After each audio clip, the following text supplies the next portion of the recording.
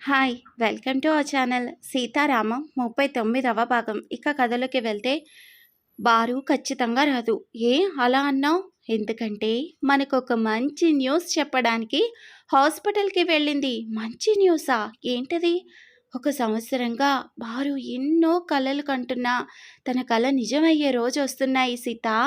అర్థమయ్యేలా చెప్పాలు. టెన్షన్ పెట్టకుండా అంది సీత టెన్షన్ పడుతూనే.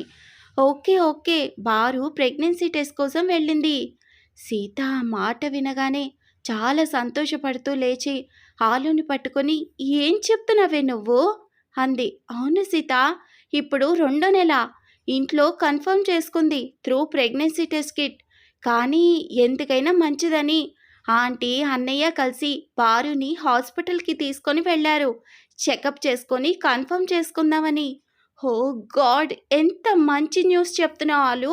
పారు ఎన్నోసార్లు మనతో చెప్పుకొని ఏడ్చిందో, ఎంత బాధపడిందో కదా. ఇన్ని రోజులకు తన కన్న కలలు నిజమై ముందుకు రాబోతున్నాయి. చాలా సంతోషంగా ఉంది బారు. ఇంకా నువ్వు ఒక్కదానివే మిగిలిపోయావు అనేసింది ఫ్లోలో సీత. చెప్పేసింది అంటూ తల పట్టుకున్నాడు రామ్. మహేష్, సుధీర్ మాత్రం సీత సంతోషాన్ని అర్థం చేసుకున్నారు. ఆ మాత్రం ఫ్లో వచ్చేస్తుందని ఎక్స్పెక్ట్ చేస్తూనే ఉన్నారు. అలాగే జరిగింది. ఏమన్నావు అంటూ షాక్ అయి చూస్తుంది ఆలు. అదేనే, ఇంకా నువ్వు ఒక్కదానివే గుడ్ న్యూస్ చెప్పాలి అంటూ ఆలుని చూస్తూ ఆగిపోయింది. అప్పుడే తను ఏం చేసిందనే విషయం గుర్తొచ్చింది. అంటే నువ్వు ప్రెగ్నెంటా? సీత సైలెంట్గా ఉంటుంది. చెప్పు సీత, నువ్వు ప్రెగ్నెంట్ అయితే మాకెందుకు చెప్పలేదు? అంత పరాయి వాళ్ళం అయిపోయామా? అంది బాధగా. అయ్యో, అదేం లేదాలు, ప్లీజ్ నేను చెప్పేది విను అంటుంది సీత. ఏమీ అవసరం లేదు. మా దగ్గర దాచాలనుకున్నావు కదా, అలాగే ఉండు అని బాధ, కోపంతో అన్నీ కలిపి తను వెళ్ళిపోతుంటే, ఆలు ఆగు అన్నాడు రామ్. ఆలు ఆగుతుంది. చూడు, సీత ప్రెగ్నెంట్ అని మీ రిసెప్షన్ రోజు తెలిసింది. కానీ ఆ విషయం ఎవరికీ చెప్పొద్దని అమ్మ చెప్పింది. మనం మన సంతోషాన్ని మన వాళ్ళ దగ్గర ఎలాగైనా చెప్పేస్తాం. ఇప్పుడు సీత నీ విషయంలో చేసినట్లే. ఇప్పుడు నీకు చాలా సంతోషంగా ఉంటుంది. ఇద్దరు స్నేహితులు ఒకేసారి గుడ్ న్యూస్ చెప్పారని. అవునా? హా అంటుంది ఆలు. మరి ఈ విషయాన్ని నువ్వు ఎవరికి చెప్తావు? ఎంతో ఇష్టమైన మీ అమ్మకు, లేదా ఇలాగే బారు గురించి ఇక్కడ సీతకు చెప్పినట్లు వెళ్ళి సీత గురించి అక్కడ బారుకి చెప్తావు. ఇలా ఒక్కొక్కరు వెళ్ళి చెప్పుకుంటే ఆ మాట నారాయణ కానీ కౌశల్ చెవిలో కానీ పడింది అంటే సీతకు ఎంత ప్రమాదమో నీకు తెలీదు. మా ఇంట్లో వాళ్ళకి, సీత అమ్మకి, నిన్ననే మహేష్, సుధీర్కి అండ్ డాక్టర్స్కి అంతే, ఇంకెవ్వరికి చెప్పకూడదని నిర్ణయం తీసుకున్నాము. మీతో చెప్తే ఏదో జరిగిపోతుందనే అపనమ్మకంతో కాదు. ఎట్టి పరిస్థితుల్లో సీత, పాప క్షేమంగా ఉండాలనే ఆలోచనతో. నీకు తెలీదు వాళ్ళు ఎంత డేంజరస్ మనుషులో. నేను కడుపులో ఉన్నప్పుడు అమ్మని అటాక్ చేశారు. ఇప్పుడు అలాగే సీతనేమైనా చేస్తే? చేస్తే కాదు, ఖచ్చితంగా చేస్తారు కూడా. అందుకే మామ్, డాడ్ల నిర్ణయం ఇది. ఇందులో సీత తప్పేమీ లేదు. తనని అపార్థం చేసుకోకు. సీత భరించలేదు. మీరు ఇంతగా చెప్పాక కూడా నేనెందుకు అపార్థం చేసుకుంటానన్నయ్య? చెప్పకపోయుంటే అపార్థం చేసుకొని వెళ్ళిపోయేదానివే కదా అంది సీత బాధగా. ఐఎమ్ సో సారీ డార్లింగ్ అంటూ గట్టిగా హత్తుకుంది ఆలు. మీరంటే ఓకే, బట్ చూసారా, పెళ్ళైన మొదటి రోజే నా దగ్గర నిజాలు దాచారు మా శ్రీవారు అంది ఆలు నడుం మీద చేయి వేసుకుంటూ. ఇది భలే ఉందే, అందరూ కలిసి నన్ను బుక్ చేశారుగా అన్నాడు సుధీర్. అది కాదాలు, నువ్వు నా దగ్గరికి రాకు, నీ సంగతి మళ్ళీ చూసుకుంటాను అంటూ స్వీట్ వార్నింగ్ ఇచ్చింది ఆలు సుధీర్కి. అక్కడున్న మిగిలిన వాళ్ళంతా నవ్వుకుంటున్నారు. సుధీర్ మాత్రం బొంగమూతి పెట్టుకొని బిత్తరగా చూస్తున్నాడు ఆలునే. ఎక్స్క్యూజ్ మీ సార్ అంటూ డయానా ఎంట్రీ ఇచ్చింది ఇంతలో. చెప్పు డయానా అన్నాడు రామ్. సార్, రిసెప్షన్కి ఎవరో కాల్ చేసి పద్మప్రియ అనే అమ్మాయికి యాక్సిడెంట్ అయ్యింది. ఆ అమ్మాయి ఈ ఆఫీస్ అండ్ రామ్ అనే పేర్లనే తలుచుకుంటూ స్పృహ కోల్పోయింది. అని గూగుల్లో మన ఆఫీస్ నంబర్ వెతికితే రిసెప్షన్ నెంబర్ ఉందని కాల్ చేసి చెప్పారంట సార్ అంటూ అసలు విషయం చెప్పింది. వాట్ అంటూ షాక్ అయ్యాడు రామ్. మిగిలిన వాళ్ళ పరిస్థితి కూడా అంతే. అందరూ షాక్ అయ్యి డయానాని చూస్తున్నారు. తనేం చెప్తుందా అని వింటున్నారో ఆసక్తిగా. ఎస్ సార్, కీర్తి మల్టీ స్పెషాలిటీ హాస్పిటల్లో అడ్మిట్ చేసి ఉన్నారంట. కొంచెం క్రిటికల్గానే ఉన్నారంట. వెంటనే మిమ్మల్ని రమ్మని చెప్తున్నారు. ఓకే, నువ్వు వెళ్ళు అన్నాడు రామ్. డయానా వెళ్ళిపోయింది. రామ్ గారు ఏంటి ఆలోచిస్తున్నారు? రండి వెళ్దాం. ఎక్కడికి అంటూ గట్టిగా అరిచాడు రామ్. రామ్, నీ కోపం మాకు అర్థమైంది, కానీ ఇలాంటి పరిస్థితిలో తనని అలా అనాథలా వదలడం మంచిది కాదు. ప్లీజ్ రా వెళ్దాం అన్నాడు Mahesh. No, I can't Mahesh. ఆ కౌశల్ వాళ్ళకి ఇన్ఫర్మేషన్ ఇవ్వు, వాళ్ళే వెళ్తారు అన్నాడు రామ్. లేదు రామ్ గారు, ఒక మనిషి ఎంత పెద్ద తప్పైనా చెయ్యనివ్వండి. వాళ్ళు ఆపదలో ఉన్నారు అంటే మన వంతు సాయం మనం చేయాలి. ప్లీజ్ వెళ్దాం పదండి. అసలే క్రిటికల్ కండిషన్ అంటున్నారు అంది సీత బతిమాలుతూ. సీత, నీకెలా చెప్పాలి? ప్లీజ్ అర్థం చేసుకోండి. మహేష్, నేను మాత్రం రాలేను. కావాలంటే నువ్వు సుధీర్ వెళ్ళి చూసి ఏం చేయాలో చేయండి. నా వల్ల మాత్రం కాదు. ఓకే రామ్. సుధీర్ వస్తావా అని అడిగాడు మహేష్. ఖచ్చితంగా. ఆలు, నువ్వు సీతతోనే ఉండు. లేదు, నేను హాస్పిటల్కి వస్తాను సార్ అంది సీత. నువ్వెందుకు సీత అన్నాడు రామ్. నాకు తన ఆ కండిషన్లో ఉంది అంటే మనసు ఆగడం లేదు రామ్ గారు. ప్లీజ్ పదండి వెళ్దాం. ఓ గాడ్, సీత ఏంటి నువ్వు ఇలా మాట్లాడుతున్నావు అంటూ ఒక 2 నిమిషాలు కళ్ళు మూసుకున్నాడు రామ్. కళ్ళు తెరిచి ఓకే, నేను వస్తాను. మహేష్, డయానాని హ్యాండిల్ చేయమన్న ఆఫీస్ని మనం వచ్చేంత వరకు.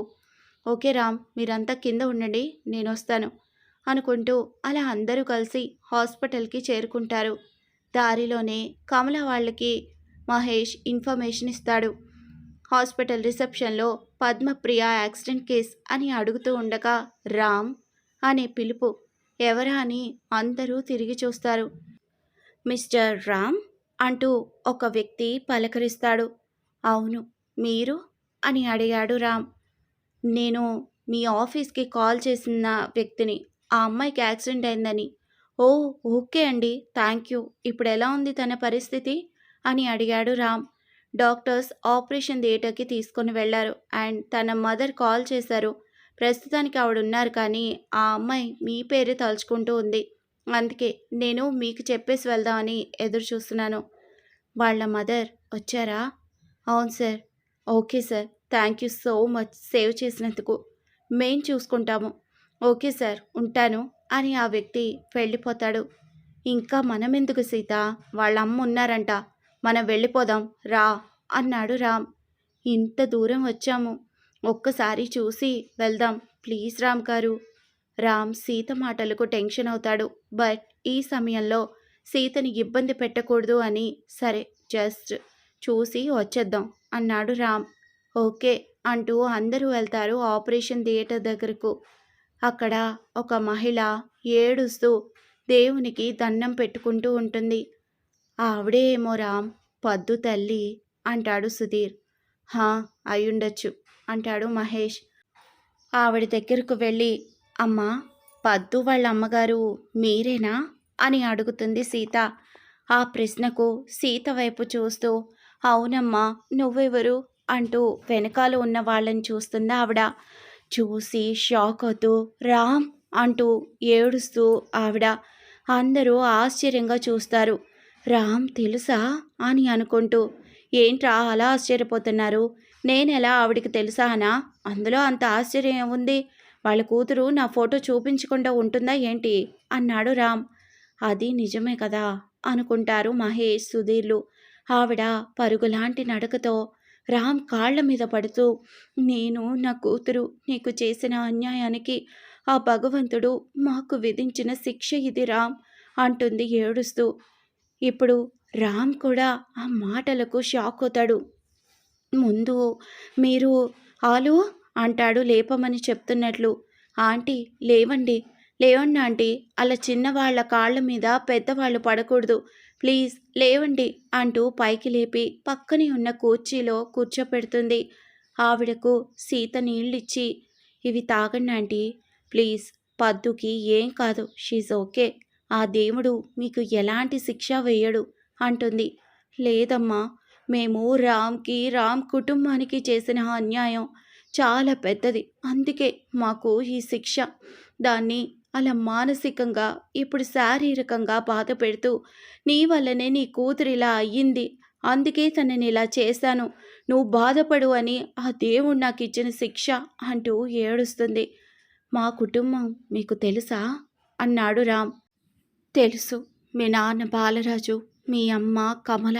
ఎలా తెలుసు మీకు? నాకు తెలిసి నీకు ఈశ్వర్, బాలరాజు, నారాయణ వీళ్ళ స్నేహం గురించి తెలుసుంటుందనే అనుకుంటున్నాను. తెలుసు, నేను ఈశ్వర్ భార్యను. అంటే సావిత్రి ఆంటీనా మీరు అన్నాడు రామ్. హో, నా పేరు కూడా తెలుసా నీకు అంది సావిత్రి. తెలుసు, మీరు ఈశ్వర్ అంకుల్ని వదిలి వెళ్ళిపోయారు అని కూడా తెలుసు. పద్దు మీ కూతురా?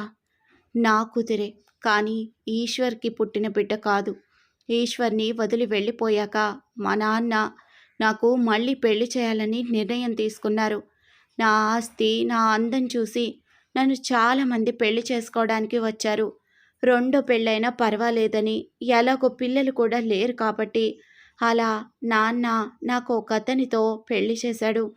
ఈశ్వర్ చనిపోయేటప్పటికి నాకు పెళ్లి జరిగి 1.5 సంవత్సరం బిడ్డ ఉండేది. ఆ బిడ్డనే పద్దు. ఈశ్వర్ ఆస్తులన్నీ తన ఫ్రెండ్స్ పిల్లలకు పుట్టే పిల్లల పేరు మీద రాసేశాడనే కోపంతో నేను వెళ్ళిపోయాను. నన్ను కట్టుకున్న భర్త పచ్చి తాగుపోతువాడు. తాగి తాగి మా ఆస్తులన్నీ కరిగించేశాడు. నా బిడ్డను ఇలాంటి వాడికిచ్చి పెళ్లి చేశానే అనే బాధతో నాన్న, అమ్మ కుమిలి కుమిలి ఒకరి తర్వాత ఒకరు నాకు దూరమయ్యారు. వాళ్ళ కోసమే అన్ని రోజులు వాడిని భరించాను. ఇక నా వల్ల కాక పద్దుకి 10 సంవత్సరాలున్నప్పుడు నా మిగిలిన ఆస్తులన్నీ అమ్మి వాడిని వదిలేసి ప్రశాంతంగా పద్దు జీవితాన్ని మలచాలని వాడికి దూరంగా అమెరికాలో సెటిల్ అయ్యాము. ఆ తర్వాత నేను అక్కడే ఒక ఉద్యోగం చేసుకుంటూ నా ఆస్తుల్ని పెంచుకుంటూ పద్దుకి ఎలాంటి లోటు లేకుండా, ఏ బాధ తనకు తెలియకుండా పెంచాను. పద్దుకి అప్పుడు 20 సంవత్సరాలు. వాళ్ళ నాన్న చనిపోయాడు అని మాకు ఇన్ఫర్మేషన్ వచ్చింది.